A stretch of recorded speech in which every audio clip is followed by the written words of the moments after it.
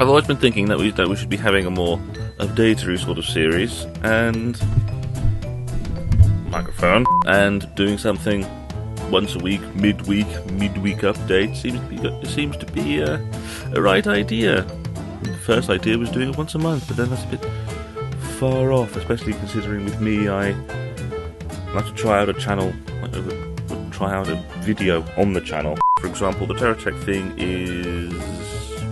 it's not gone, and I'm still going to do it. It's just at the moment I'm having this internal debate. Well, at least I'm having an internal debate with the YouTube of, as we do a lot of press stuff, as we do a lot of review stuff, is doing a weekly gameplay series a part of self-interest? Is a channel like us, as we consider ourselves a press people, and we do get press stuff, is doing a weekly gameplay series right? So I don't think it's gone.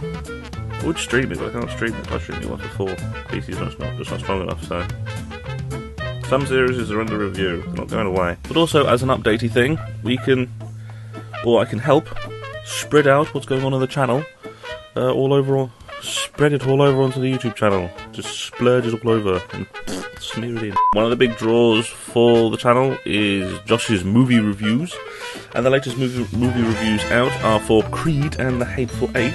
I did a thing, one of the Will Morris reporting things about the Oculus Rift and Assassin's Creed rumours. But one thing I do know that's coming up is on Friday we are going to an interview is going to go up. Well, an article interview thing, questions, is going to be going up with Dr. Holocaust. Before you start throwing shit fit, that's a character. It is a person. With a YouTube channel. The Misadventures of Dr. Holocaust is a sci-fi steampunk person in Canada, in Toronto, who's Toronto's greatest supervillain. Self-acclaimed, apparently. But yeah, that's going to be going up on Friday. I quite like him, so, and he deserves a lot more press. He said the stuff that he does is very good. His short films are very, very good.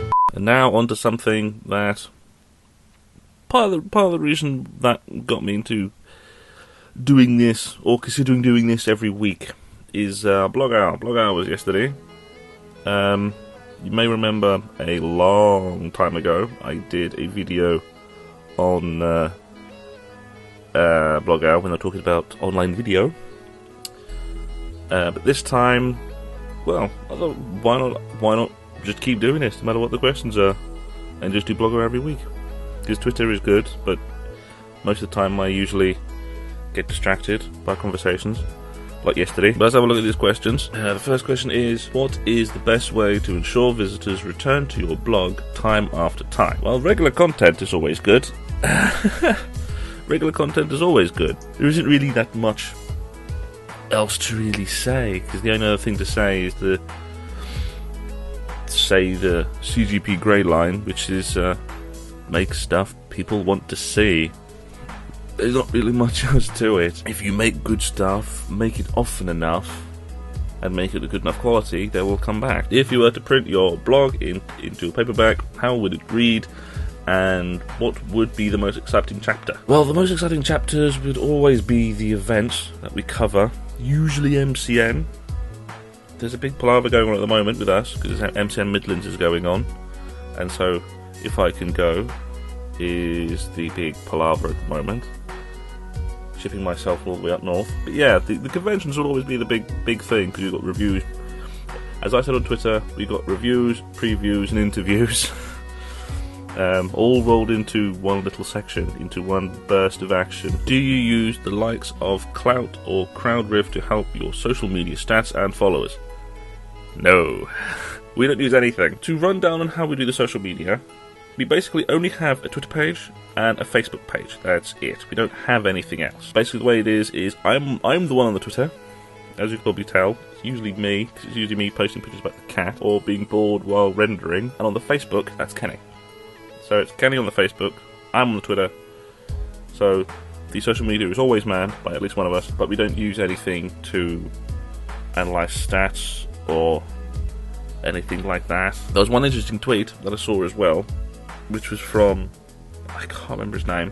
I'll put an image of the tweet on the screen. It can be gamed pretty easily to advance your stats, those sort of things, very quickly for little effort, or you could just bitch the system, as it were.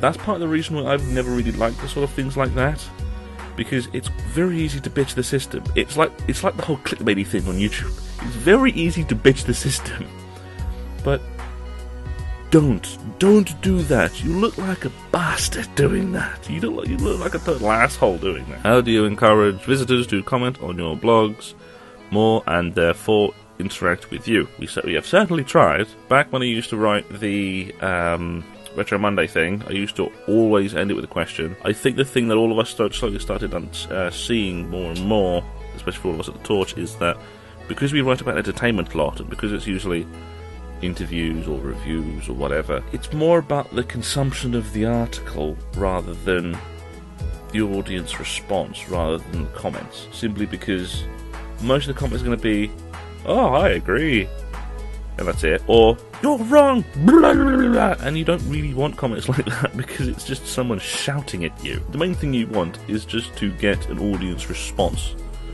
So just invite the audience to respond. Say, leave a comment, or what do you think of this? Invite the audience to respond in pretty much whatever way they can. And they will. Does blog bullying exist? Kinda.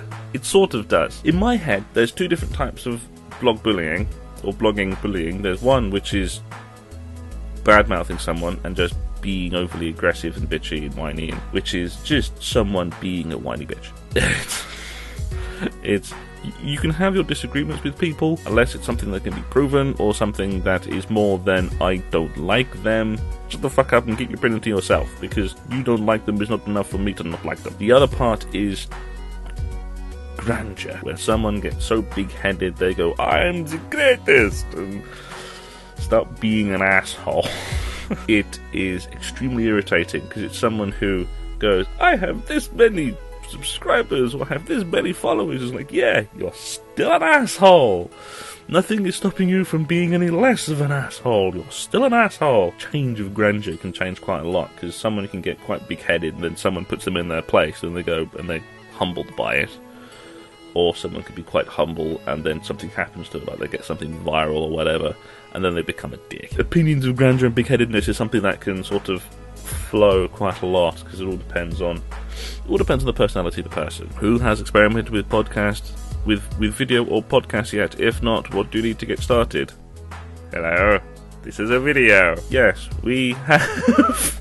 It seems kind of weird going, yes, we've experimented in video, on a video. If anything, there's only pretty much one thing you need. If you're doing a podcast, there's only one thing you need, and that's a microphone. Using the mic that's built into the camera is sometimes okay, but can be quite echoey. Using the mic that's built into your phone is terrible. Using the mic that's built into your laptop is just as terrible, sometimes worse. The first thing to do is to get a good mic, or to get a proper standing mic. This is a proper mic.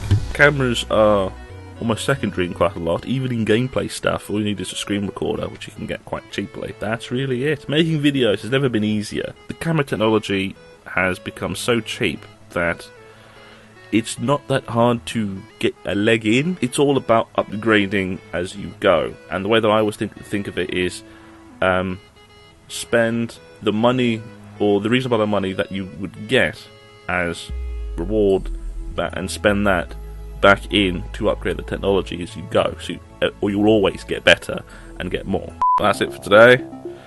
That's all of the blog questions. Is all of them? Yes, it is. That's all of them.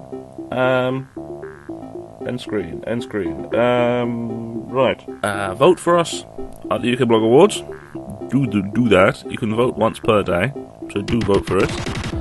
We would really like to be shortlisted. Check out our other stuff on the website. Subscribe to the channel. Follow our Twitter and Facebook. Vote for us at the UK Blog Awards, and I'll see you next week.